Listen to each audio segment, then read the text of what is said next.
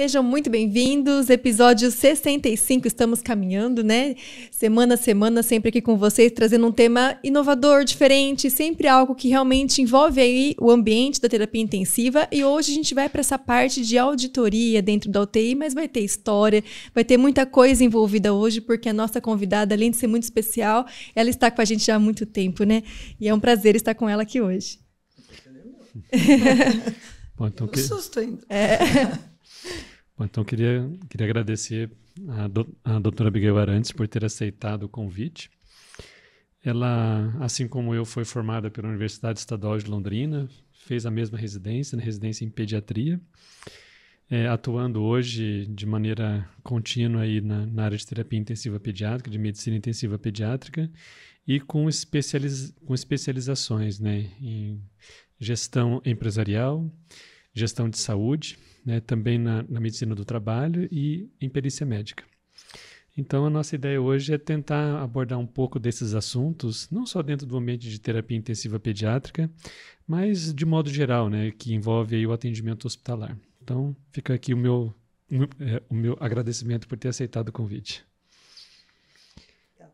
E eu tenho um prazer imenso de estar aqui. Eu brinquei, né? Meio no susto, porque eu nunca tinha participado.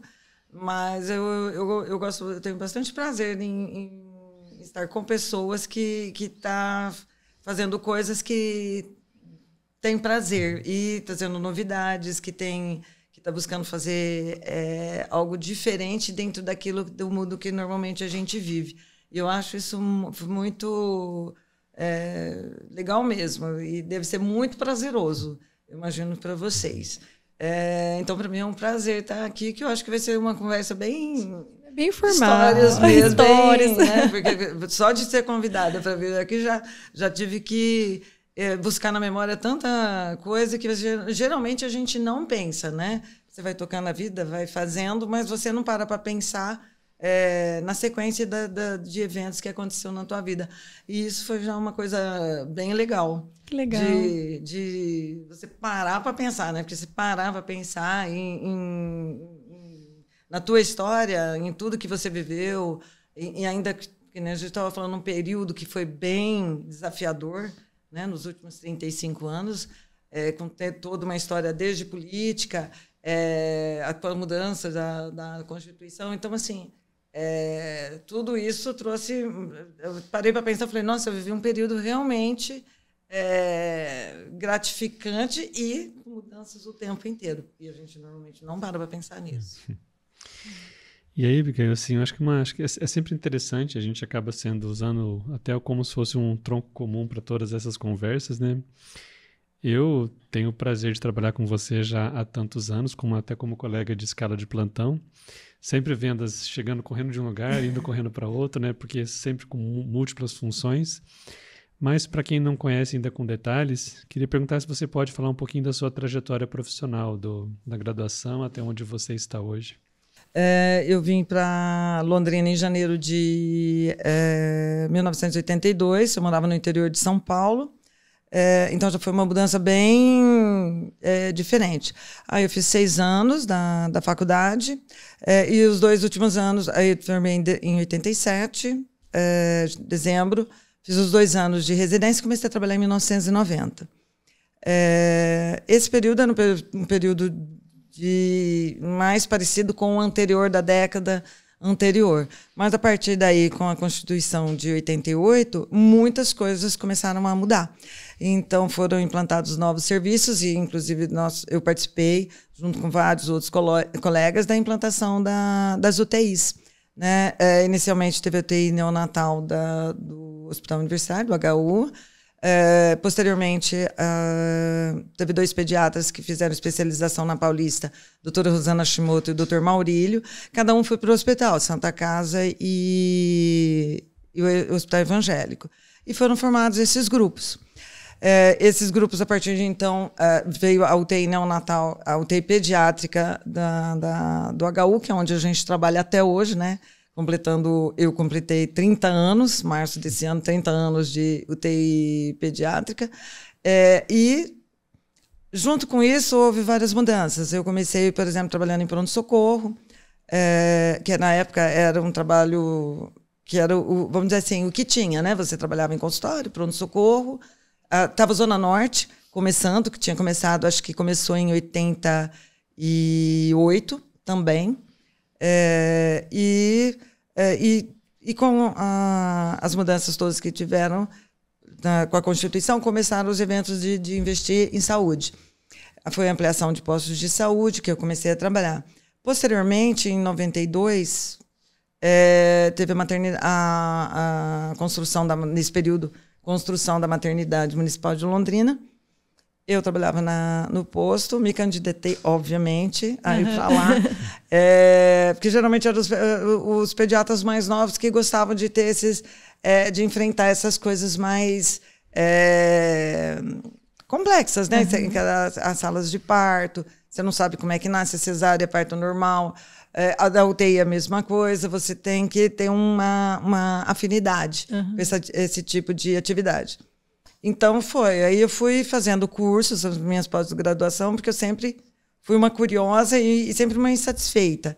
Então, sempre procurando coisas diferentes, que é o meu perfil. Não consigo trabalhar com uma coisa só. Para mim é muito revigorante sair de um local de trabalho, da UTI, ir para a auditoria, ou ir para a maternidade, como era até o ano passado. Né? Ano passado eu terminei, eu acabei me aposentando com 33 anos de prefeitura e 30 de maternidade. Nossa.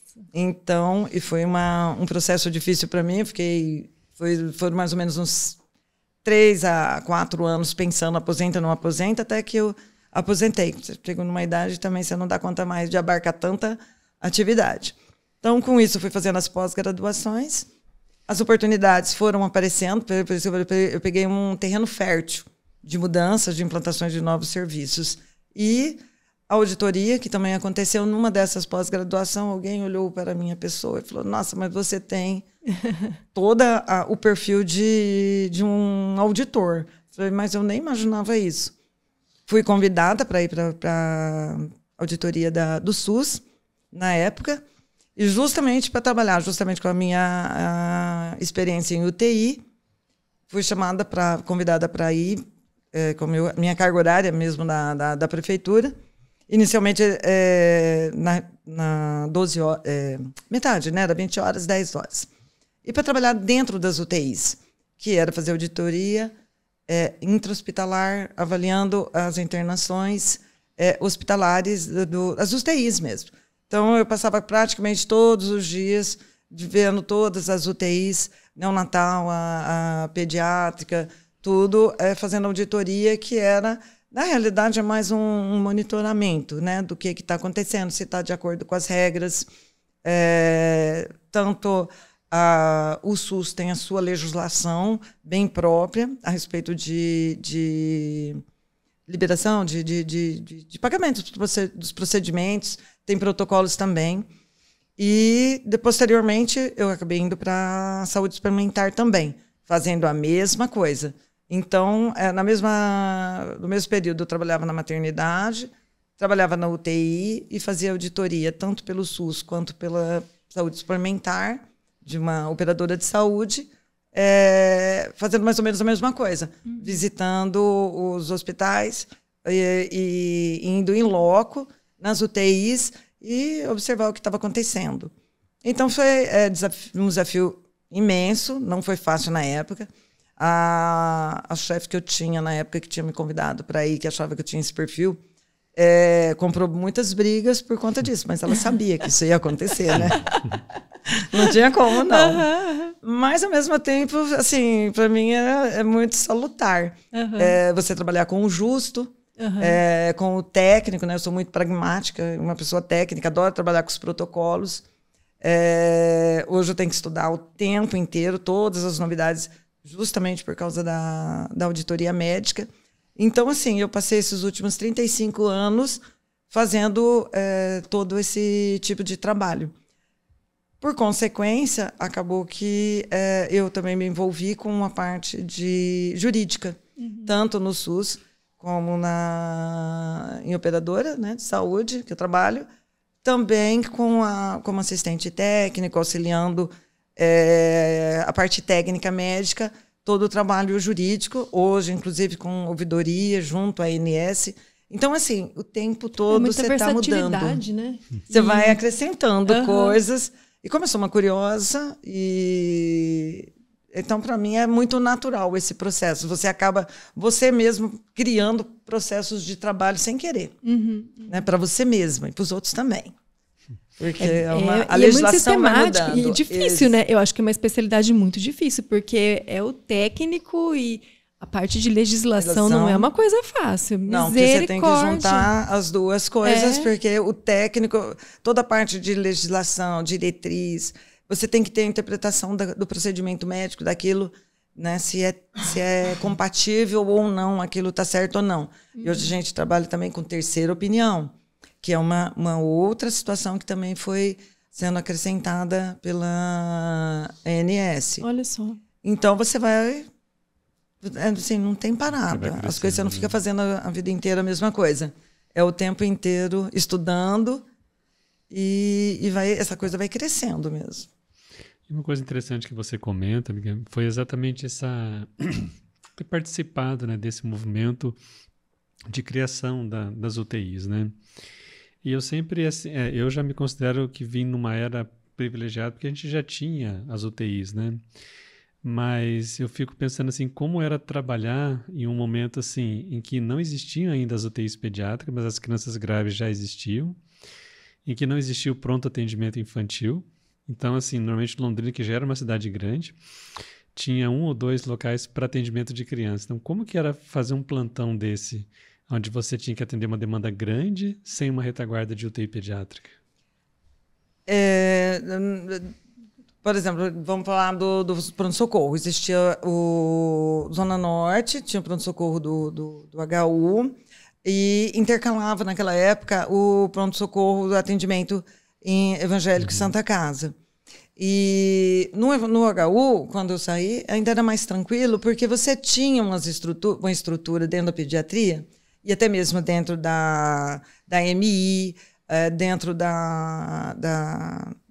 do berçário, que era mais ou menos uma UTI improvisada. Era a enfermaria 8. Enfermaria, né? isso, as duas últimas lá, 7, né?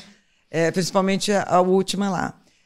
Nos hospitais, você tinha que dar um jeito. Você resolvia, boa parte das coisas, você estava atendendo, ficha, e tocando os pacientes que estavam ali. E você internava alguns. Crianças mais graves, que a gente acabava entubando, acabava indo, porque não tinha outro jeito, para UTI de adulto. Certo. Né? Nossa, quando não tinha uma coisa improvisada, então, né, principalmente as crianças maiores. Mas era difícil, porque não é um grupo era pediatra que tocava essas crianças. Exatamente. Né? Então, assim, era dessa forma. Então, não era fácil. E outra, não tinha plantão de dia. Tinha no HU, no Zona Norte, mas nos outros hospitais não tem. Então, você já chegava, tinha 20, 30 crianças te esperando. Você atendia sozinha. Nossa. Era um pediatra só. Né? Então, você chegava a atender 60, 80 crianças numa noite sozinho. Era mais tranquilo, porque era tudo na mão. A letra era terrível, mas era tudo meio... Tipo assim, você falava com o enfermagem, todo mundo... Existia um trabalho em equipe que funcionava. Era uma coisa menos burocratizada também, não era? Bem menos. De uma certa forma, são ganhos e perdas, mas ganha um pouco no processo também, da rapidez ali, da agilidade, né? Exatamente. Então, hoje eu trabalho também eu até esqueci de falar que eu trabalho também no pronto atendimento, numa nova fase da minha vida, nos últimos, acho que 1 ano e meio, 2 anos, e é totalmente diferente. Quando você trabalha com toda a parte mais burocratizada, sistematizada, informática, que uma coisa não sai daqui e tem... Então, assim, é totalmente diferente. Esse processo dá uma lentidão ao serviço, né? E isso foi junto com a entrada do começo das UTIs. Então, você tinha esse mundo e vem as UTIs. Tanto no evangélico, na Santa Casa, a gente muitas vezes tocava os dois juntos. Porque não tinha pediatra naquela época para dar conta de tudo isso. Né? Então, muitas vezes você tinha que fazer as duas coisas. Você corria, atendia coisa correndo, as crianças mais graves, levava para UTI. Então, teve um período que ficou bem por falta de profissionais mesmo, que ficou muito interligado a esse trabalho. E a gente, como eu estava falando, né, foi um período que a gente estava começando o serviço, trabalhando e estudando. Então, você tinha aulas à noite, que os 2 médicos que vieram de fora faziam esse tipo de trabalho. E a gente ia aprendendo, estudando. Não tinha celular, não tinha Google, era tudo, né? Você tinha que pegar livro mesmo e estudar, as pessoas, o colega dando a aula e você discutindo o tempo inteiro, discutindo os casos nas UTIs. Então, é uma forma de aprendizado completamente e rápida, né? Você tinha que ir fazendo aquilo acontecer. Então, assim, isso foi esse período 92, 94, 96, 98, mas principalmente os 3 primeiros anos foram muito difíceis para todos nós que participamos na época. E, então, assim, é um mundo que a gente olha hoje, parece que sempre foi assim. Não foi. Né? A gente, por exemplo, trabalhava na maternidade de plantonista, transportava recém-nascido entubado com o coisa de oxigênio no banco de trás de um Fusca verde. Né? Tem uma história muito interessante, porque tem um tio, seu José, ele era negro, e um dia ele virou, a gente naquela correria, com um bebê no colo, né? E estouro no Fusca verde. Ele falou assim, olha, eu achei que tinha realmente alguma coisa errada, porque, veja bem, o nenê saiu branco, chegou escuro. Eu saí preto e cheguei branco. Você imagina atravessar a cidade buzinando, né? Mas, assim, você tinha que trabalhar. Depois veio as combis, depois vinha o SAMU, né? Isso daí toda uma mudança ao longo dos anos. Eu participei, né? Tava lá, firme e forte. Eu vou até aproveitar, porque é muita história, assim, e nossa, você viu a Constituição de 88 aí no meio de tudo acontecer. E aí você pega a história da saúde da criança, né? E tantas políticas que surgiram ali também fim da década de 70, 80. E aí o perfil de morbimortalidade, você vivenciou a mudança do perfil de morbimortalidade dessas crianças. Aí hoje a gente olha, né? Às vezes a UTI demora para ter essa rotatividade, porque as crianças crônicas, elas estão intensa, a quantidade é muito grande, cada vez mais. Antigamente já você enxergava essa rotatividade maior, você achava que era menor a gravidade ou não, a gravidade meio que se equipara, né? Do começo para agora, como que você enxerga isso? Mudaram completamente, porque aí tem muitas mudanças, né? Então, por exemplo, quando a gente eu estava na residência, internato mesmo, na parte da pediatria, que eu lembro bem, a residência. E o início, depois em 94, eu saí em 90, 94, que eu volto. 92 eu começo o TI, depois 94 no HU. O que tinha naquela época? Eram as doenças agudas e doenças que as vacinas não tinha vacina. Então, eram as diarreias agudas crônicas, aquela coisa que se morria do nada, né? As crônicas que agudizavam, as pneumonias, bronquipneumonias, derrames pleurais, os pneumotórax em função daquelas destruição de pulmão, do equipamento que a gente tinha na época, que era aquilo ali, que muitas vezes os ventiladores pulmonares, qualquer mudança, fazia um pneumotórax, você tinha que correr, drenar.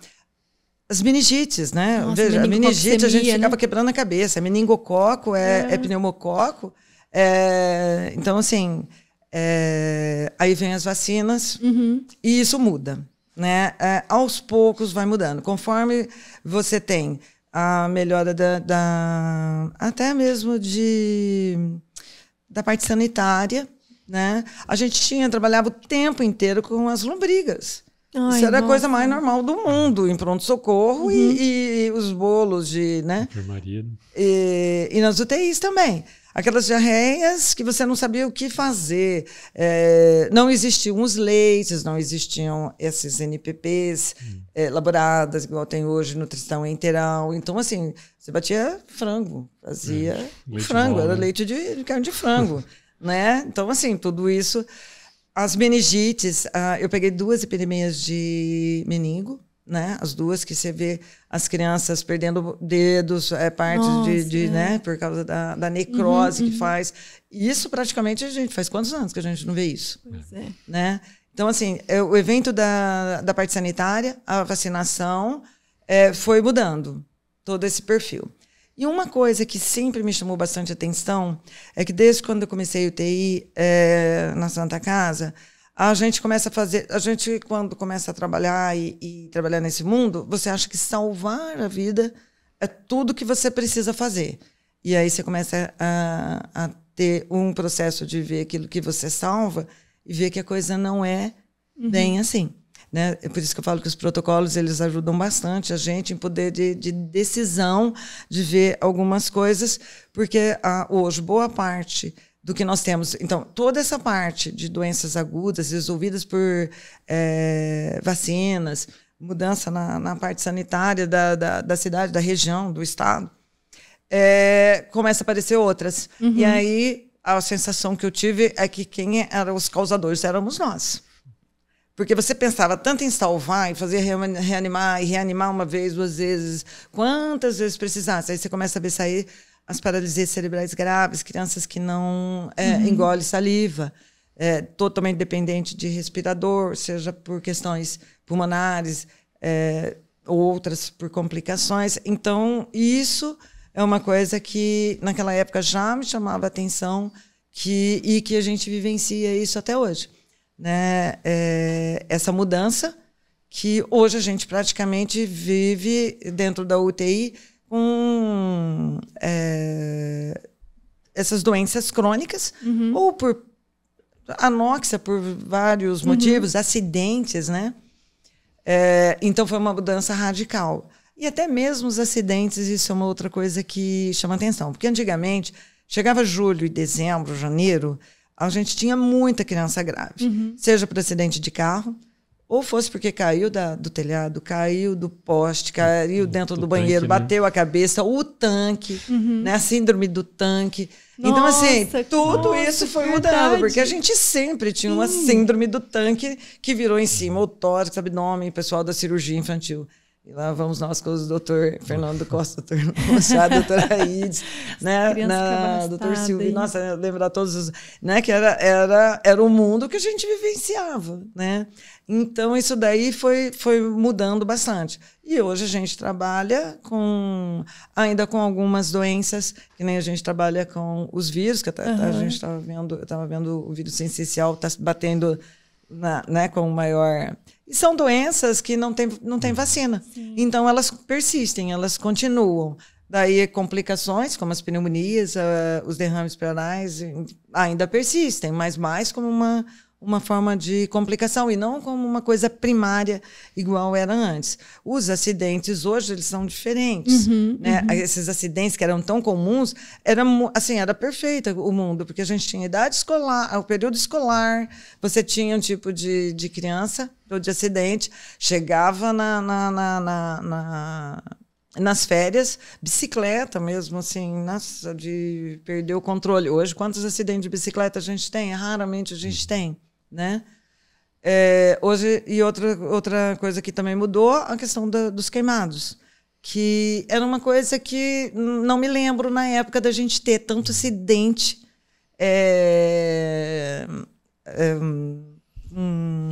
de queimaduras graves que eu tenho agora, principalmente com o álcool, né? Que ainda a cultura do churrasco ela é ótima, desde que não joguem álcool, porque ainda é o nosso grande estrago. Então, assim, houve essas mudanças. Eu estava gravando uma aula essa semana, e aí eu tive que revisitar o DataSUS. Eu comentei até com o Arnildo, né? E eu gosto muito dessa parte de saúde da criança, e eu gosto muito de analisar indicador. E aí fui fazer o cálculo da mortalidade infantil, eu tinha dados de 2019, eu falei, vou atualizar para 2022, vamos ver como que tá, né? O nosso índice de mortalidade infantil a nível nacional hoje está 12 mortes para cada 12,6, 12,7 mortes para cada 1.000 nascimentos, né? Mas para 2019 teve um aumento. Olha que interessante, foi nessa época pandêmica. E aí quando a gente vai olhar os componentes neonatal e pós-neonatal, o que aumentou foi o componente pós-neonatal, o que é meio que um contrafluxo do que vinha acontecendo. E aí, das causas de morte de 2019, 80% era por afecções originadas no período perinatal e malformações, em 2019. 2022, os dados agora, um pouco mais que 60%, ou seja, reduziu, o que mostra também o quanto que a população precisa se conscientizar. Claro, teve um impacto pandêmico, né? Os vírus realmente, né, estão pegando aí as crianças, mas também vacina, né? Uma coisa que você acabou de falar aqui, o impacto super positivo da vacinação diretamente ali na gravidade. De repente a gente olha aí as coberturas vacinais, algumas não estão chegando a 50%, e a gente vendo, e eu vendo ali, eu fiquei aterrorizada quando você olha, porque há muito tempo eu faço esses cálculos por questões de aula que eu dou, né? E foi a primeira vez que eu vi o componente pós-neonatal dar essa aumentada, assim, em relação aos anos anteriores. Eu falei, meu Deus do céu, a saúde da criança parece que está regredindo, né, em alguns aspectos. Isso é bem preocupante, né? E essa questão da vacinação, eu trabalho ela o tempo inteiro, né, porque sempre tem o questionamento, e agora mais do que nunca. Porque até 2020, a vacinação era uma coisa absolutamente para os pais, e eu falo que, assim, todas as vacinas nunca deixou de ter seus efeitos colaterais. Uhum. Uma criança em cada 1.000, a cada 10.000, vai ter um tipo de complicação mais grave. Gente, mas a gente até 2020 estava vivendo plenamente isso, e eu vi essa questão, por isso que eu falei da vacinação, porque para mim é uma coisa claríssima, legal, muito, muito transparente de como fez a diferença. E conforme elas foram, o esquema de vacinação foi ampliado, mais nós sentimos dentro da UTI sumir determinadas doenças, né? Praticamente zerar, né? Eu nunca mais vi do hemófilos, né? Nunca mais discuti hemófilos, pneumococo, meningo, né? Então, assim como outras doenças. E eu sempre trabalho. Hoje, por exemplo, a gente tem a vacina da dengue. E baixa vacinação. E, gente, disponível para a criançada. Porque é um período que todo mundo sabe por que foi colocado a vacina para a criança e o adolescente. Porque é onde tem um índice de mortalidade muito alto. Você não teria pegado outro, né? Então, tem uma lógica tudo isso. Eu fiz, por exemplo, assim que saiu a vacina da dengue, eu fiz, porque eu tive dengue em maio do ano passado. Ela foi lançada, acho que em outubro, eu já fui uma das primeiras. Falei, você pega de novo. E a gente já sabia que ia ter o que teve de dengue. Eu achei até que foi um pouco tardio. Eu já esperava que até o número da doença fosse aumentar mais precocemente. Ali, mais já dezembro, janeiro, a coisa já fosse pegar. E ela é ótima, ela diminui em 90% o risco, a internação de criança adulta grave. Então, isso, gente, se cada 10 crianças que seria internada, 9 deixam de ser internada, só uma vai ser internada, isso é uma coisa perfeita. Não tem efeito colateral, por exemplo, eu sinto fiz na minha mãe, que tem 85 anos. Então, eu falo, gente, e você tem que trabalhar. E assim, depois dessa discussão toda que teve em 2020, 2021, 2022, ela se ampliou para as outras e assim, desde a vacina basiquinha do Zé Gotinha, que ela é importante até hoje porque baixar a guarda, vai voltar. O sarampo provou isso para nós, né? Que não pode baixar a guarda nesse sentido. E quanta diferença faz. Né? Eu falei, se pudesse vacinar todo mundo de dengue hoje no país, seria perfeito. Né? Nós temos um índice altíssimo. Mas não pode baixar a guarda em relação a todas as outras que já existem. Né? Sempre existiram, que tem. Vai ter alguém vai ter uma complicação mais grave? Vai, mas isso a vida inteira teve. Né? Então, eu faço um trabalho sempre que eu posso, nesse sentido de trabalhar as vacinas.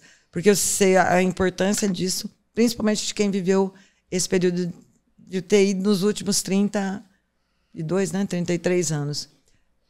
Foi a mudança mesmo de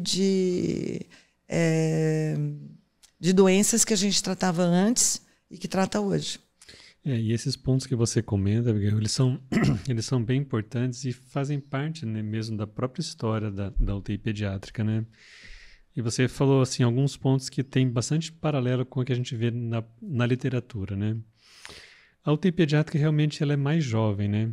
Então a gente tem as UTIs de adultos surgindo nas décadas de 1920, 1930, até pela necessidade de tratar os adultos vítimas da guerra, né? Nos anos de 1940, 50, começam as primeiras UTIs neonatais por conta das cardiopatias congênitas e a necessidade do cirurgião cardíaco fazer o pós-operatório dessas crianças em alguma unidade. E as UTIs pediátricas mesmo começam nos anos de 1970 e 80, né? E no Brasil, 10 anos depois, mais ou menos, né? Então, a história que você conta, né, da UTI pediátrica, ela é até, assim, compatível com o início das atividades aqui, do início das UTIs no Brasil, né? E, de fato, né, quando elas começaram, a mortalidade era mesmo perto, assim, de 30%, 40% das admissões. Hoje a gente tem tentado chegar ali a um dígito, né? Então, nós mesmos já conseguimos ficar com níveis abaixo de 10%. E o que realmente mudou foi o perfil, né? Então, antes a gente tinha as infecções como grandes responsáveis por esses óbitos, né?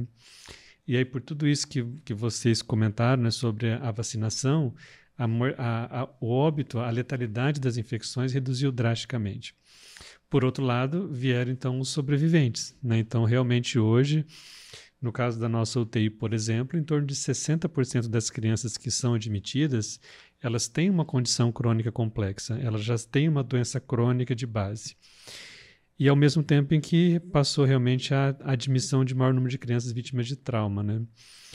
E hoje a gente observa exatamente isso. As infecções estão começando a ter impacto novamente sobre a mortalidade. E provavelmente é reflexo da queda da vacinação em si, né?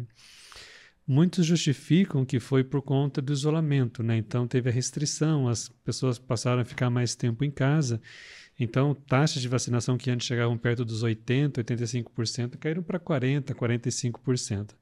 Só que o interessante é que a pandemia passou, mas ainda persiste essa resistência às vacinas, né? É o que você falou, né? Os efeitos adversos das vacinas são muito raros. E, assim, hoje existe uma verdadeira paranoia, assim, em relação a algumas vacinas, né? As pessoas estão se recusando a vacinar. E a consequência disso é realmente o surgimento de infecções mais graves. Então, elas estão voltando a ter impacto, aumentando, inclusive, o coeficiente de mortalidade nas UTIs.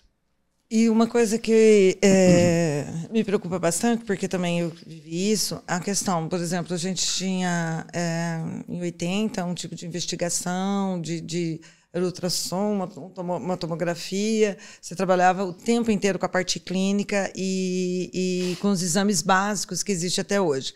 E os antibióticos foi uma fase que também teve uma expansão de criação de antibióticos, né? Tanto endovenoso para esse tratamento de bactérias, de fungos, houve investimento. Hoje, uma coisa que preocupa é você ter uma baixa vacinação, onde você expõe as crianças mesmo, os adultos, porque tem vacina até para idoso, né? Tem calendário do idoso também. E você não tem mais esse investimento em antibiótico, porque hoje tem a indústria, por exemplo, eu trabalho muito com isso o tempo inteiro, né?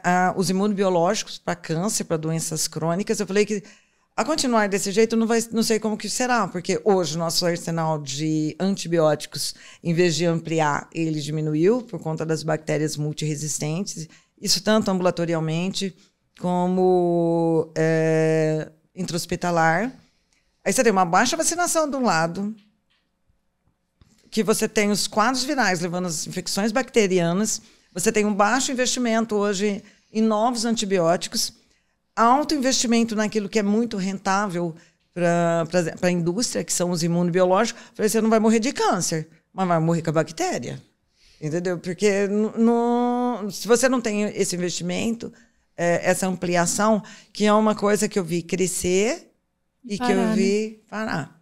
Né? Você teve um esquema de vacinação e lá em cima, sumir com determinadas doenças de dentro da UTI e, de repente, você, com a baixa vacinação, já começa a aparecer algumas coisas. E você tem, de um lado, a indústria que não está investindo na descoberta de novos antibióticos. Então, assim, se a gente não faz a nossa parte nem sequer fazendo vacinação, vai ficar esperando que a outra parte vai fazer, né? Porque a gente mesmo dentro da UTI, enquanto profissionais, a gente tem limites. E a gente sabe disso. Porque o tempo inteiro você toma uma conduta e fica olhando para aquele ser humano, a resposta do organismo dela com aquela terapêutica que você... Então, assim, ou responde ou não responde. Falo, nunca um remédio faz a coisa sozinho. Você tem que ser um organismo forte junto. Quanto mais forte ele tiver, menos terapêutica você aplica. Nossa, o Arnildo comentou isso vindo para cá, né? Que por um caso complexo que está tendo lá, o Arnildo falou assim, olha, o que dava para fazer, a gente fez agora. Agora vamos esperar a resposta do bebê. Parece que eu ouvi o Arnildo falar agora, né? É exatamente isso, porque é o limite ali da atuação humana, né? Exato. E você precisa desse arsenal terapêutico, né? Você precisa de um bom ventilador? Precisa, mas só ele vai funcionar? Não vai. O bom profissional tá lá. Vai funcionar sozinho? Não vai. Você precisa de toda... Você precisa desde uma equipe, desde equipamentos e desde das medicações, por exemplo, que eu acho muito preocupante, essa questão dos antibióticos. Né? E foi assim, eu peguei uma fase legal, que foram aparecendo, a gente trabalhava com as penicilinas, né? Nossa, quando apareceu uma né, um Kefrin da vida, que você podia, né? Olha, e aí você vê uma sulfa, que você tratava qualquer coisa, né? Sumir, porque criou resistência praticamente total. Hoje a gente ainda usa, né, em algumas coisas, em algumas patologias, né, em infecções. Então, assim, esse é um mundo também que eu acompanhei. Acho que a doutora Jaqueline deve ter falado, porque é ela que vivenciou isso, assim, né? Ela, da mesma época. E eu acho preocupante. Então, assim, a vacinação... voltando à vacinação, que eu acho importantíssima, ela é uma das ferramentas das terapêuticas para te salvar. Entendeu? Porque se você cair dentro de uma UTI esperando que um aparelho, o profissional... Não vai ser o melhor dos mundos. A chance de dar errado é muito maior do que você vacinar. E sem contar que quando você vacina, uma vacina, outra, você tem uma amplificação da imunidade, né?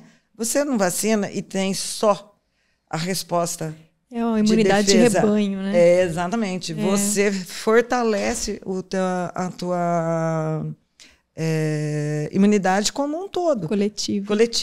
E isso também é uma observação que eu fiz muito claramente quando a gente saiu da pandemia. Porque eu só voltei para o pronto atendimento, que me chamaram, porque alguém olhou para minha cara e falou, poxa vida, tá faltando pediatra, não tem pediatra, mas de onde você é pediatra e você não ajudar a gente? Eu falei, gente, mas faz 20 anos que eu saí de pronto-socorro, né? Meu mundo agora é os microgotas por quilo por minuto, né? Não é mais o xarope, não sei nem se eu lembro o xarope. Não, lembro sim. E comecei, foi um desafio também para mim. E eu gostei, né, para variar. Agitado, né? Aquela que é diferente. Mas aí foi uma fase muito legal, porque foi um período, ali os primeiros 6, 8 meses, em 2022, né? Que abriu ali dezembro de 21 e tal. Gente, eu nunca tinha visto tanto adulto como criança. Para ter uma ideia, a gente não tinha antibiótico. Os pais que passaram, o mesmo adulto, você não achava, não tinha amoxicilina de qualquer fabricante. A gente ficava com os farmacêuticos monitorando aonde tinha uma caixa, 2 caixas disso, daquilo outro. E mostrou muito claramente que o distanciamento ele foi ótimo em relação a você evitar a contaminação que você não tinha condição de acudir, né? Não existia leitos hospitalares suficientes. Mas isso mostrou que a imunidade, eu falo que é que nem músculo. Se você pratica o exercício, ele está robusto. Você para de praticar, você não o perde, mas ele... E o pós-pandemia mostrou que a nossa robustez imunológica de defesa, claramente, ela perdeu o músculo, né? Então, foi um período que se pegava qualquer coisa o tempo inteiro. E isso, criança, não vencia mesmo. Não tinha profissional para atender todo mundo. E foi bem, bem característico. Na medida que todo mundo foi entrando em contato com os vírus novamente...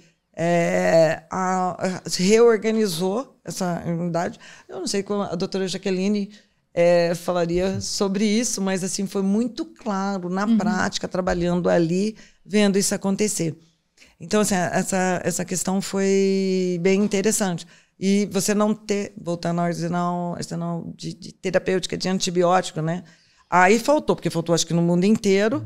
Então, e você também não tinha, você trabalha com meia dúzia ambulatorialmente. Não tem muito que você ficar inventando, né? Então foi outra coisa que, depois de tantos anos, participar, vivenciar essa parte do mundo, né, de enxergar isso também foi muito interessante. E aí todo mundo, né, a vacina. E outra coisa, na época eu fiquei acompanhando pelo HU, conforme foi feita a vacina, não interessa a vacina que foi feita, até porque eu fiz das primeiras que teve. Eu fui acompanhando as internações nas UTIs. Conforme você vacinava os idosos, foi caindo, sumia os de 100 anos, diminuiu os de 90 anos, você ficava um ou outro. Conforme foi avançando a faixa etária, foi caindo. Eu achei aquilo fantástico de vivenciar. Então, assim, era a vacina perfeita? Não, não era.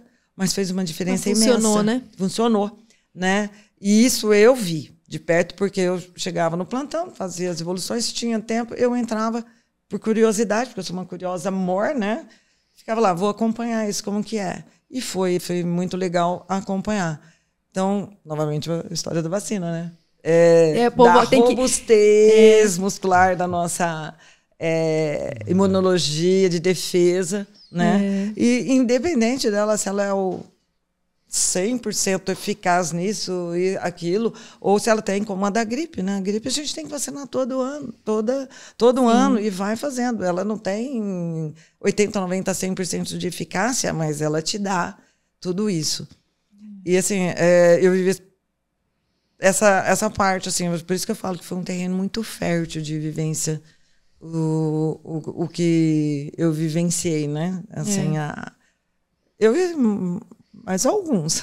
Mas quem é cético, né, em vacina, conhece alguém, a gente já manda esse episódio, né, doutora? Já manda, fala, você tem que ouvir aqui esse episódio para ver o impacto, né? Porque é uma pessoa que vivenciou isso na pele ali, é uma história mesmo, né? Do mesmo, impacto assim, ali desde a década de 80, tem que, realmente, o pessoal tem que ouvir isso, que isso é muito importante. E a gente percebe assim, né? Eu acho que essas pandemias, elas vêm para dar uma chacoalhada na gente, né?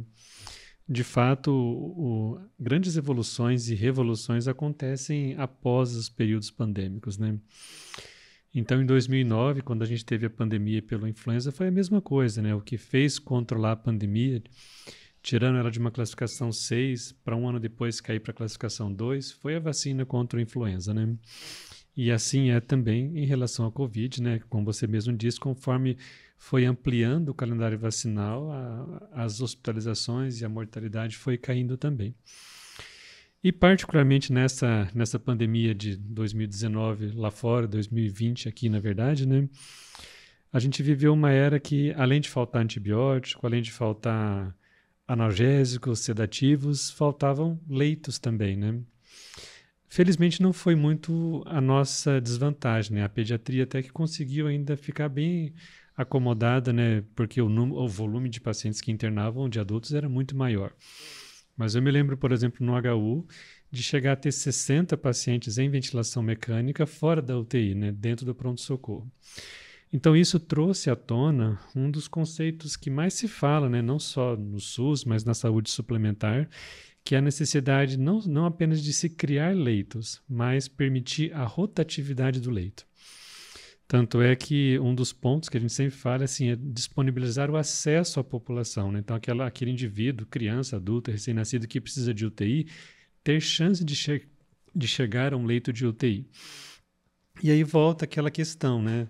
A gente entende os critérios de admissão na UTI, a gente sabe que isso é uma atribuição do plantonista de UTI, a gente sabe que existem critérios de alta da UTI, mas ainda existe um problema, né, de manter o paciente dentro da UTI sem indicação, né? E o quanto que a diária de uma UTI causa impacto para o SUS, né? Um valor que é substancial e que pode ser deslocado para tratamento de muitos outros pacientes. E aí acho que entra a difícil atividade de um auditor, né? De fazer a tal da glosa, né? Como que é isso no seu dia a dia? Quais são os principais motivos que te levam, por exemplo, a questionar a permanência de um paciente em UTI? Eu já tinha falado antes, que a questão dos protocolos faz toda a diferença, né? Te dá fundamentação técnica. Então, você trabalha o tempo inteiro com critérios. Você não tem vaga para todo mundo, você não tem... e isso também tem um custo, e o dinheiro, principalmente, vamos dizer... Eu costumo dizer o seguinte, o dinheiro do SUS é um dinheiro que vem do Estado, né? Ninguém tira do bolso, certo? Mas ele tem limite. Quando você trabalha numa operadora de saúde, o dinheiro não vem do Estado. O dinheiro vem do seu bolso. E ele também tem limite, porque não tem nem no SUS, nem operadora, fundos ilimitados. Você tem que trabalhar bem os custos dentro daquele orçamento. E a palavra é orçamento o tempo inteiro. Você vê desde do governo federal falando de orçamento, trabalhando orçamento, e a gente tem orçamento dentro de casa. Você tem que ter critérios para fazer, principalmente porque o dinheiro, você não está mexendo com dinheiro, não é o seu, é o de todos. Então, isso não faz diferença. E quando você vai para dentro de uma UTI, você só vai fazer as observações, olha, tem critério, não tem critério, pode deixar. Agora, por exemplo, no SUS, você vai pagar aquilo que tem o critério, certo? E operadora de saúde, a discussão é diferente. Mas eu tive um gestor que ele falava, muitas vezes você não precisa agir, basta você estar lá. É que nem um policial na rua. Já inibe. Entendeu? Inibe. Né? Então, e assim, você trabalhar todo dia e vendo... Porque é constrangedor também para todos nós. Eu trabalho no UTI, né? E houve uma acomodação diferente. Antigamente, os profissionais todos trabalhavam com qualquer coisa que chegasse, porque não tinha UTI. E isso foi mudando também. Então, houve um certo conforto. E aí, se você está na UTI, para os profissionais era ótimo. Né? Está na UTI. Começa a ter toda uma mudança também cultural na cabeça da população em geral. Então, assim, isso também eu vi acontecer. E aí, enquanto auditoria, que você faz é trabalhar com critérios técnicos, que são básicos, que todos nós sabemos, que trabalhamos lá dentro, minimamente a gente tem que saber os critérios. Você tem critério para tudo. Você pode atrasar uma intubação aqui, mas tem critérios. A medicação antibiótica, CCIH, está em cima. Você não vai ficar prescrevendo qualquer coisa. É uma auditoria também. É uma auditoria. Ninguém fala da CCIH, né? Só tem medo dela. A Jaque vai gostar dessa. Né? Mas é uma realidade. Então, não é diferente você trabalhar com a auditoria. E você tem que trabalhar, você fala assim, é custo-benefício. Porque se você tem um dinheiro finito ali... Você tem que trabalhar com os custos-benefícios. Não dá para você deixar mais um dia, porque vai ser bem cuidado. E porque aí também houve outra mudança. Os setores também acomodam, não quer mais aquele paciente que você já não tem critério, mas também não está comendo e bebendo sentado no berço.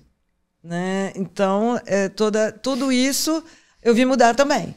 Né? Você não tem nada, todo mundo está tecnicamente preparado para aquilo que existia, que você podia fazer, como essa mudança também. E aí a auditoria, tanto é que eu fui convidada para a auditoria do SUS, eu estava, faz o quê? Eu devia estar, foi em 92, sei lá, uns 25 anos. Né? Atrás comecei a fazer esse tipo de trabalho já pelo SUS. E assim, eu fui chamada para fazer esse trabalho. É claro que fazia contas, outras coisas. Mas o meu trabalho, que era para eu fazer específico, eu fui a primeira, acho que única, né? Por anos a fazer isso, porque não é uma coisa que as pessoas gostam, os profissionais gostam de fazer. Mas é mais um desafio, é só mais um trabalho. E é conhecimento, né? É uma coisa que eu falo que eu estudo todos os dias. Pediatria não, eu estudo de tudo. Né? Porque assim, como eu trabalho com auditoria, o tempo inteiro você trabalha com protocolo, você tem que ficar buscando medicina baseada em evidência. Legislação. Né? E eu falo assim, inventa uma coisa no planeta Terra, caiu em São Paulo, despenca em Londrina. É automático, assim. Então, você tem que estar estudando o tempo inteiro e com as novidades. E isso vem para dentro dos hospitais, vem para dentro das UTIs. E, assim, e todo mundo quer usar as novas tecnologias. Né? Elas são boas, mas não é para tudo, não é assim, né? Então, assim, o trabalho de auditor, ele funciona dessa forma. A gente tem um código de ética médica. A auditoria médica só foi reconhecida agora, pouquíssimo tempo. Só que dentro do Código de Ética Médica, desde que eu me lembro, auditoria médica tem lá, tá específicos, os códigos do trabalho do médico auditor. Né? Então, assim, a gente não tem a liberdade. Pessoas, os profissionais acham que você, né, é uma glosa. Não, eu trabalhei muito com o SUS, por exemplo, todo mundo ficava surpreso, porque as cobranças do faturamento vinham muito olhando o hospital. E muitas vezes os plantonistas de UTI não recebiam, porque não era colocado. E quantas vezes eu não falei, não foi pago, não foi cobrado isso? Então, assim, o auditor não trabalha com glosa, ele trabalha com os critérios e muitas vezes vai ter prejuízo o profissional ou o hospital. Verdade. E você fala, está errado, está faltando, pode acrescentar. Até os catéteres, né? Recentemente também a gente passa tanto catéter, por exemplo, né? Corriqueiro aí, tem que ter o registro também para o hospital receber esse procedimento, né? Todos os... senão não recebe. Senão não recebe, né? O SUS é uma regra muito simples nesse aspecto. Né? Tá dentro daquele contrato, é aquele contrato. Se você não fizer exatamente aquilo, não vai receber. Entendeu? Então... E vem um montante, porque os hospitais eles não recebem só o dinheiro do SUS, que é pago em conta. Né? Tem dinheiro do município, do estado, da federação, tem outras, tem a isenção de impostos. Então, tem muitas coisas, não é assim, né? E essa legislação você tem que ficar sempre trabalhando com ela. E isso, assim, é interessante, porque como eu trabalhei sempre com os dois extremos, né? Não, as duas pontas, o SUS e as operadoras de saúde, a saúde suplementar. Então, assim, elas são diferentes, mas tecnicamente o teu trabalho é igual. Sim. Quando eu terminei a residência, fui trabalhar no hospital particular, né? E minha formação toda era hospital público. Meu Deus do céu, quando eu caí lá e tive que lidar com essas questões de convênio, os prontuários, a questão do direcionamento do registro, também pensando no faturamento particular. Nossa, Abigail, eu ficava enlouquecida, né? E é legal você trazer essa visão, porque voltando para o hospital público, né, aqui há muito tempo, é muito bom que as pessoas saibam que existe também auditoria no hospital público, né? Porque às vezes quem está na ponta ali, lidando, às vezes pensa naquela questão de 15 ml de álcool, não sei tantos centímetros de fita, mas na realidade o negócio é muito mais profundo do que isso, né? Quando a gente pensa também no sistema público. E assim, nesses anos todos também apareceu outras coisas que acabam desequilibrando, né, a questão do SUS. Você fala, nossa, tem 10% do orçamento isso para distribuir para o Brasil inteiro, então negócios, né, dá para fazer o que quiser. E você tem um orçamento, tudo se trabalha. Então, uma das coisas que a gente trabalha o tempo inteiro, e eu vi isso estourar várias vezes dentro do município, porque fazia parte dessa discussão, por exemplo, a judicialização. Porque você desequilibra, você tem um orçamento para determinadas coisas. Tem que incluir mais coisas. Eu concordo, né? Tem. O quanto mais que nem a questão da vacinação, por exemplo, uma coisa que fez muita, muita diferença. É importante, vai ter que gastar com isso? Vai. Tem que ter um orçamento para ampliar, para manter e ampliar? Tem que ter. Estou com problema na corda vocal. Tranquila.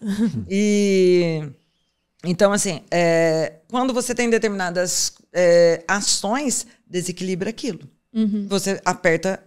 Não adianta você tirar e jogar para cá, porque vai apertar para cá. Você vai tirar só de uma coisa e vai jogar para outra, certo? E, por exemplo, eu vi ampliar muitas vezes do município. Não, é tantos % do orçamento lá. Não fica. Entendeu? Porque você tem, cobra daqui, né, um cobertor curto. Então, você tem que criar alguns remendos, dando umas ampliadas, né? Então, assim, existe toda essa a auditoria, seja de onde for, você está trabalhando tanto no operacional, fazendo a coisa acontecer, em loco, em contas, como você tem toda uma discussão, que é por isso que curso de gestão em sistema de saúde faz a diferença, porque você vivencia isso na prática mesmo. É uma discussão, tanto é que isso foi ampliado hoje até para dentro do judiciário, essa questão toda, porque não adianta você estar dando liminar para cá, para lá, para cá, entendeu? Porque assim, tem que aprender um pouco, né? Porque o dinheiro é curto, não tem como. E aí o gestor, que está na área, o secretário de saúde, junto com a equipe, não é fácil. Você dá conta de acudir tudo. Porque todo mundo quer tudo, de primeiro mundo. Mas não tem dinheiro para tudo isso. Então, muitas vezes se morre de alguma coisa que poderia ser ampliado os serviços. Se fala muito em câncer, né?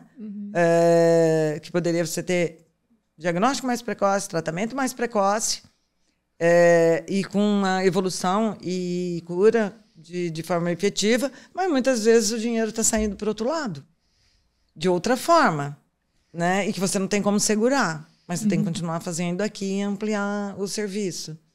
Então, assim, essa discussão faz parte o tempo inteiro de quem trabalha em auditoria, né?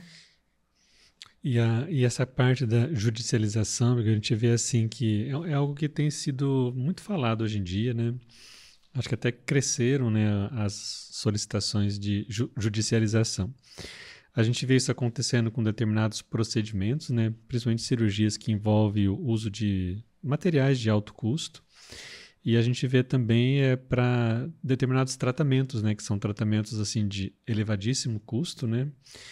E aí vai contra um dos princípios do próprio SUS, né? Porque daí, de repente, assim, existe um montante grande, né, de investimento. Claro que todo paciente merece o melhor tratamento possível. Todos merecem, né? Mas ao tratar, eventualmente, um paciente, é a história que você falou do cobertor curto, né? Eu vou tirar a verba, vou tirar o orçamento para tratar muitas outras pessoas, né? Então, essa é uma das funções do gestor de saúde, né? E a gente tem que reconhecer que isso é um trabalho necessário, né? Porque se não houver um gerenciamento desse dinheiro, desse orçamento, menos pessoas serão tratadas, né? Então, menos pessoas terão acesso a um tratamento digno e de boa performance, digamos assim, né? E uma das coisas que, assim, já há tanto tempo trabalhando nisso, como a gente trabalha... eu costumo dizer assim, a gente trabalha sempre o tempo inteiro com medicina baseada em evidências, estudos mostrando... e fundamentando muitas coisas. Mas, na prática, a gente vê que muitas técnicas, muitas coisas não faz diferença. Mas são 10 vezes mais caras. Então, tem lobbies, tem um monte de coisas no mercado da saúde que não é só saúde, o interesse das pessoas em si. Porque quando eu vejo determinadas coisas, que eu falo, gente, mas... Se você... É muito pouca a diferença de uma técnica... E muitas vezes, procedimentos, mesmo, por exemplo, um ultrassom, é dependente do profissional, do treinamento, da curva de aprendizado. Mas aí vai inventando material, técnicas novas, isso e aquilo. É salutar, eu acho que ela é muito salutar em determinadas situações, para determinado tipo de tratamento, para determinado tipo de cirurgia. Que você vê, nossa, isso faz diferença. Mas, na grande maioria das vezes, o que a gente vê, não. É pouca a diferença, ou nenhuma. Né? Para ser bem claro, né? Ser bem claro. Nenhuma. Só no valor, né? Então, mas, enfim, mas é o mundo que você tem que lidar. Né? E isso é no SUS, em todo lugar. Né? E o tempo inteiro, você está vendo isso na prática, você está vendo isso nos estudos. É por isso que eu gosto muito dessa parte, de trabalhar com os critérios, com os protocolos, com os estudos, porque você consegue ser mais justo. Até os estudos, né? A pandemia também despertou isso. Porque até essa prática baseada em evidência, até que ponto aquele estudo não é um estudo tendencioso, né? Porque tem isso também, né? Será que não foi um estudo...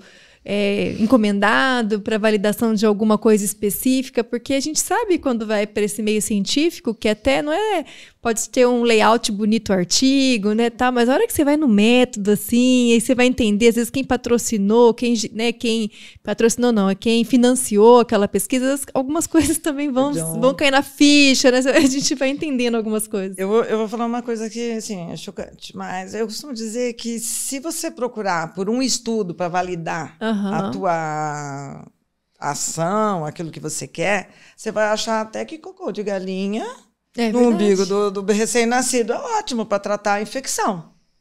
Então, quando você fala de estudos, você pode ter um estudo mostrando uma coisa aqui, mas em questão de decisão, de gestor implantar, incorporar um novo procedimento, é por isso que tem que ser as revisões sistemáticas. Sim. Você pega tudo que existe, que tem validade, que tem robustez suficiente e faz análise, a matemática da coisa ali. Eles avaliam até os estudos, né? Eu trabalho muito vendo Conitec, PubMed, esse é o Cochrane, mundo. Né?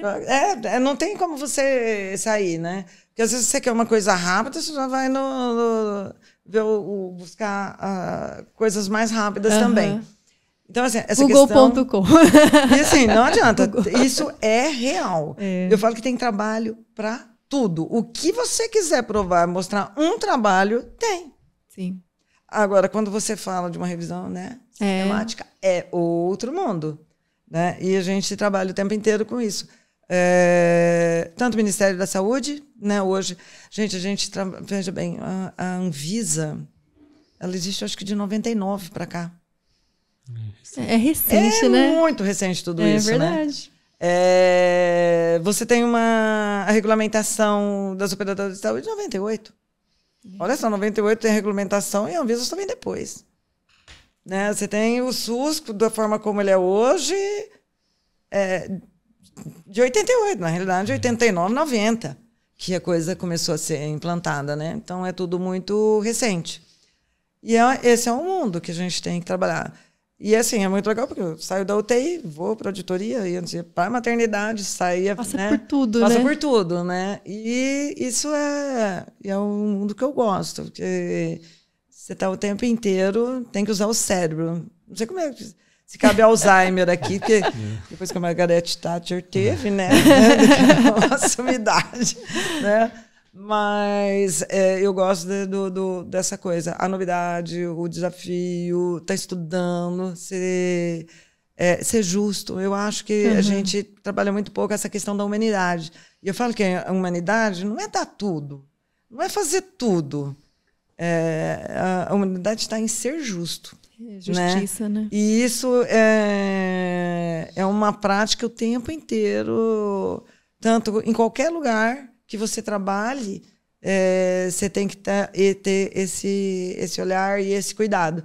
E não é só cuidado de cuidador, é o cuidado com todo o sistema, com tudo que envolve, brigar por ele, brigar quando você vê que não precisa daquilo, que aquilo não é imprescindível, que não vai fazer diferença. Brigar por aquilo que faz a diferença. Sabe que você citou essa questão dos estudos, né? Acho que já faz uns 20 anos, né, que a gente teve uma medicação americana chamada Xigris, né? E que era usado para pacientes com sepse grave e aparentemente era a salvação. Porque por um lado ele funcionava como anti-inflamatório, por outro ele impedia a coagulação intravascular. E aí os donos da medicação, certamente patrocinados, né, lançaram os primeiros estudos mostrando resultados ótimos, uma maravilha. E aqui no Brasil a gente viu muitas pessoas se endividando para poder importar a medicação, porque era um familiar que estava internado numa UTI com sepsis, era um filho. A gente viu processos de judicialização, né, para conseguir essa medicação. Um ano depois, o follow-up mostrou que quem foi tratado com o Xigris morreu mais. Ou seja, a medicação sumiu do mercado. Só que até chegar lá sangrando com a resposta inflamatória da sepse, mas quanto de impacto econômico houve exatamente por não ter um estudo tão robusto ou uma revisão sistemática que comprovasse que aquela medicação não era aquilo que estava sendo anunciado, né? Isso digamos assim, você tem isso diariamente, hoje em dia. Assim, o que antigamente era uma coisa que acontecia aqui, antigamente, assim, 30 anos atrás, hoje é diariamente. Então, o desafio é imenso para quem trabalha na área da saúde, né? Porque, assim, é imenso, é hercúleo mesmo, porque diariamente você tem alguma coisa, uma novidade, uma tecnologia, seja ela medicamento, e tudo como se fosse a salvação da lavoura, o que não é. Mesmo a gente vi paciente morrer sangrando. Estava certo ou estava errado na época? Estava certo.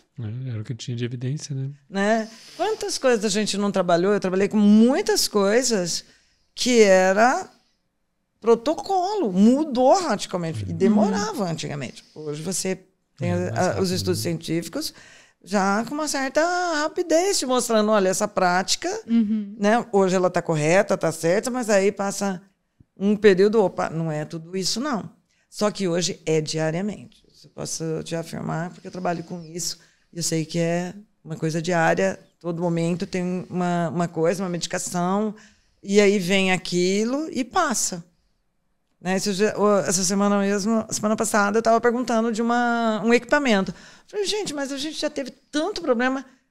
Pararam de pedir, pararam. Não tem vindo mais? Não. Falei, então, aprender a operar, né? Porque é imprescindível, né? E então essa coisa hoje é diária e tanto no SUS como na saúde suplementar, porque basicamente a gente tem isso. O particular é um mundo à parte, mas é o que comanda mesmo, né? A alavanca financeira dos produtos são as duas pontas. Então, assim, é diário hoje em dia. Né? E tem muitas coisas que estão acontecendo, mas alguém tem que fazer alguma coisa. É verdade. Bom, amiga, a gente viu você assim contar algumas histórias que foram significativas, né, que de certa forma representam, né, esses anos de trabalho aí voltado para tantas funções, né? E eu vi, né, esse tempo todo você cumprindo todas essas funções, né? Sala de parto na maternidade, auditoria no SUS, auditoria na saúde suplementar, plantão e UTI, já teve consultório também, né? Já. E agora com pronto atendimento. E aí isso a gente sempre se pergunta e pergunta para aqueles que estão próximos da gente também, quais são os próximos planos, né? Então, o que é a doutora Abigail daqui para frente? Então... eu acho que vou continuar, assim, aproveitando, seguindo os meus instintos e, enquanto tiver saúde, aproveitando as oportunidades, né?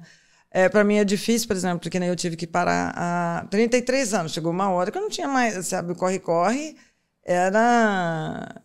tem 60 anos, né? Bom, e aí todo mundo pega no teu pé, né? Fala, putz, mas você vai até quando? A UTI, já estou com 30 anos, também estou pensando, vai ou não vai, tira o pé ou não tira. Já conversei com o Dr. Arnildo, para quem sabe ficar com meia perna, se aposentar. Mas, assim, a vida inteira eu segui meus instintos e olhando as oportunidades daquilo que eu sei que eu posso gostar de fazer e que eu vou servir para fazer aquilo.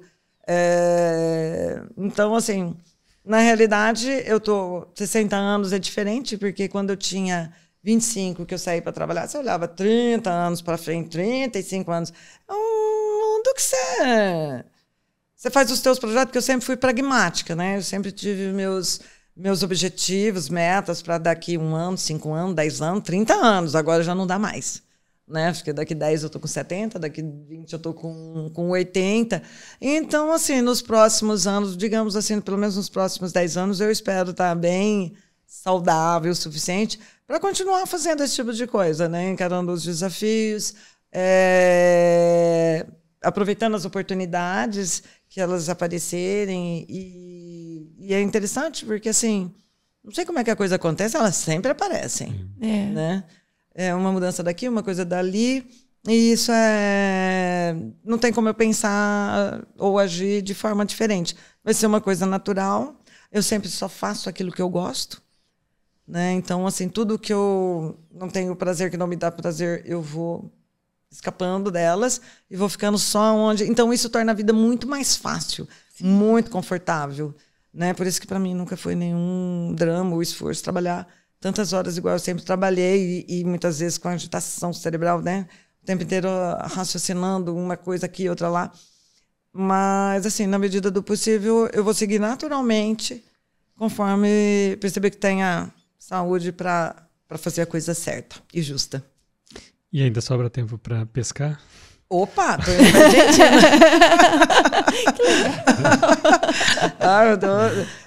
Eu tô na hora que eu tenho de tempo, já tô com pescaria para Argentina, já a última foi pro Paraguai, a doutora já pesca. fui pro Miranda. Adoro pescar. Olha só. É a única forma de eu ficar sentada, parada. Ninguém entende. Eu fico imaginando, porque ninguém eu não consigo imaginar.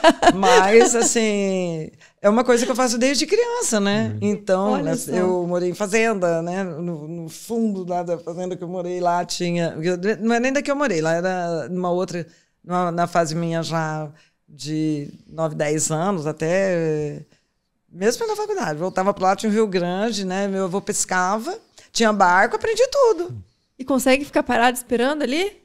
Você sabe que eu faço... Eu costumo dizer que o pescar, para mim, é um mundo assim, é onde eu construo todos os meus castelos. Que legal. Destruo, faço reforma. É um negócio, para mim, é muito relaxante. E adoro assim, a sensação. Eu devolvo todos os peixes, né? Todo mundo ainda reclama. Fala, pô, mas machuca a boca do peixe. Eu falei, gente, mas eu nem como peixe, eu devolvo todos. É só a prática mesmo. Ela é muito... É uma expectativa. É aquela coisa, né? Você fica ali... quem gosta de pescar gosta disso. E também é um desafio. Você tirar a hora que você pega, você tirar aquela coisa toda. Depois devolve. Não tem problema. Vai ser feliz. Mas assim, eu me identifico muito nessa sua fala, porque eu também não consigo me ver parado, sabe? É a questão de afastar das atividades, né? Porque a gente faz aquilo que gosta, né? Então, esses anos todos eu sempre percebi isso em você. Eu nunca vi você fazendo algo que você não gostasse de fazer, né? Mesmo que tivesse que sair correndo de um plantão para outro, né? Antigamente eu via você sair correndo para ir para a maternidade. Hoje eu vejo você sair correndo para ir para a academia. Né? Chegou a hora de fazer academia. Legal. O que mostra realmente assim, esse instinto inovador, né? De querer sempre estar mudando, e mudar é sempre bom, né? Mudar nem sempre é fácil, mas é sempre bom. Então, mudar de atividade, mudar de áreas, né? Mudar prioridades, né? E, então, assim, nesses anos todos, o meu primeiro contato com você foi como residente, né? Batendo na porta e pedindo vaga, né? Naquele cantinho nosso lá embaixo dos 5 leitos, e hoje numa UTI mais ampla, né? De 10 leitos, num local mais adequado, e sempre... vi esse profissional, né, que nunca demonstrou cansaço, nunca demonstrou falta de vontade, sempre animado, ele chega animado e sai animado do plantão. Então isso eu acho que é algo que deve ser reconhecido, né, e deve ser espelhado também, né, porque a gente vê hoje uma geração que não tem muitas vezes assim esse ímpeto de trabalho, esse gosto pelo trabalho, mas isso em você eu sempre pude notar, né? O gostar de trabalhar e não gostar de ficar parado, onde eu me identifico muito, porque eu também sempre tive nesse mesmo padrão, né? Então fica aqui o meu reconhecimento do profissional que você sempre demonstrou ser em todas essas esferas que você contou, e eu trabalhei lado a lado, então posso dizer que é tudo verdade, né? Não tem nada aqui que seja ilusão ou está sendo criado. E o agradecimento por essa conversa que foi ao mesmo tempo agradável e tão instrutiva para nós, né? Eu que agradeço, foi um prazer. E que nem eu falei no começo, assim, nossa, você parar e olhar para trás e ver... Nossa, para mim foi construtivo. Tá? Até para mim, porque você a gente não para avaliar, né? Vai fazendo. E uma outra coisa que, sim, eu tenho muito prazer em trabalhar, eu gosto mesmo, e existem algumas coisas que são libertadoras na vida da gente, né? Eu nunca tive problema de falar, eu não sei, eu errei. Isso é importante. Entendeu? Então, assim, quando você vem resolvido com algumas coisas, você faz as escolhas certas para você, né? Isso eu acho muito importante. Senão não adianta. Eu vejo tanta gente carregar uma vida de trabalho que não gosta do que faz, né? Só pensa em aposentar. É diferente de quem trabalha e de quem tem alguns valores que incorporam mais essa liberdade, esse prazer de trabalhar em equipe, inclusive, porque isso é muito importante quando eu trabalho em equipe, então onde eu saio, para onde eu entro, tem uma equipe de trabalho ou várias equipes de trabalho, né?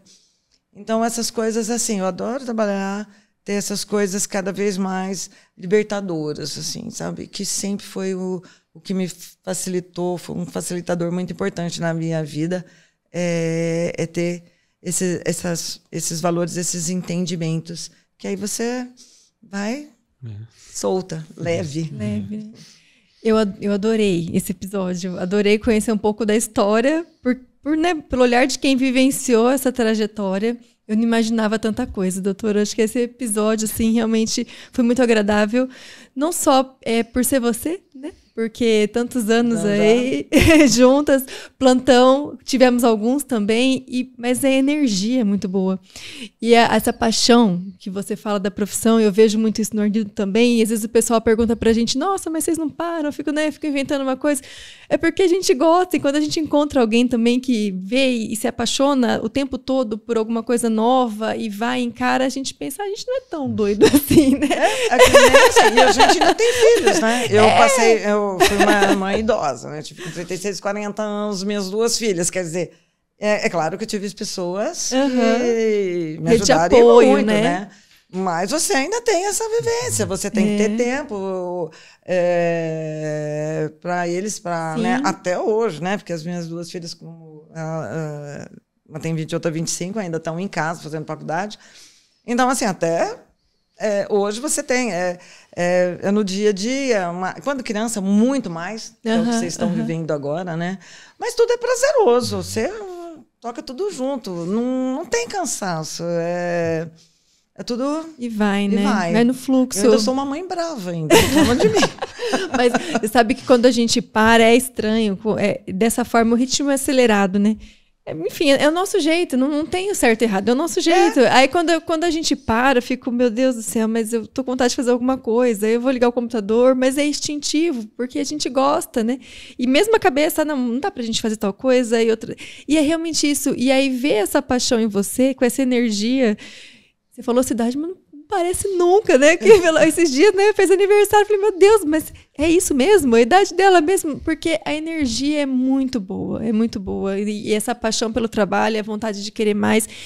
E o ensino para nós, pelo menos para mim, dessas liberdades, né, de falar assim, se não tá legal, vamos recalcular a rota. Eu precisei passar por isso recentemente também, de ter que recalcular minha rota. E às vezes a gente, quando é jovem, enxerga um caminho, acho que é aquele caminho e vai até o fim, né? Mas não é. A vida tem tantas oportunidades, se a gente se abrir para novas oportunidades, para que esse brilho volte, para que essa energia volte, para que a gente sinta prazer em trabalhar e não fique aquele trabalho pensando na aposentadoria, ou que vá frustrado e que vá ganhando burnout, vá ganhando depressão, né? Enfim, é muito bom esse tipo de energia e esse tipo de aprendizado para uma pessoa que já tem uma trajetória tão longa, e ouvir com a escuta ativa real é um aprendizado. A gente está aqui, episódio 65, doutora. A gente aprende muito. Imagino. A gente aprende muito. 65, né, sentadas aqui, mas esse episódio foi muito especial. Né? Não só pela história, mas pela paixão com que você fala e a energia que você tem. Né? Que as pessoas que nos assistam consigam captar isso também, porque realmente foi muito bom. Obrigada. E aí curtam, pede pra curtir, doutora. Curta o episódio, pelo amor de Deus, né? Curta o episódio, né? Pega lá, segue a gente no Spotify, dá estrelinha no episódio, segue a gente no Instagram também, né? No YouTube, porque são métricas importantes, é conteúdo de qualidade, é gratuito, mais de 30 anos de história aqui contando pra vocês saúde em todos os aspectos, né? Saúde da criança. Então, realmente compartilhem, principalmente esse episódio que a gente falou, não só coisas que são importantes pro profissional, mas para a saúde pública, para o leigo. Então, é um episódio que você tem que mandar para um leigo, para uma pessoa que não conhece ali a nossa vivência diária enquanto profissionais, mas que tem que ouvir a questão da vacina. Então, realmente compartilha, porque foi muito especial. Obrigada, doutora. Obrigada.